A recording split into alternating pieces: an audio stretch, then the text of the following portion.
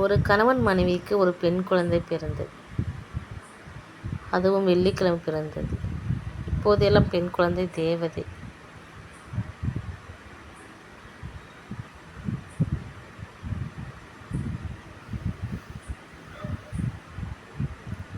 ஆனால் அப்போது எல்லாம் பெண் என்பவள் சாபம். குழந்தையின் தந்தைக்கு பிடிக்கவில்லை.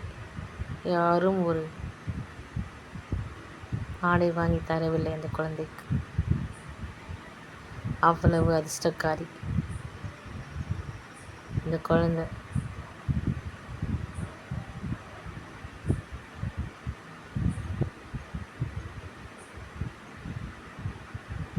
அந்த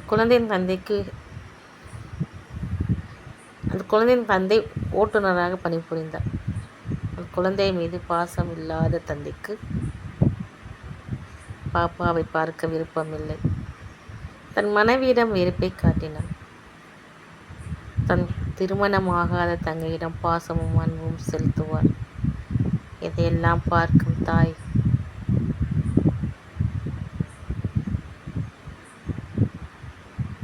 பாப்பாவிடம் வெறுப்பை காட்டினார். அடிக்க ஆரம்பித்தார். எதற்காக பிறந்தாய் என்று பிஞ்சு மனதிற்கு என்ன தெரியும்? தொடரும். பெண் என்பவள் சாபமா வரமா என்று மீண்டும் சந்திப்போம்.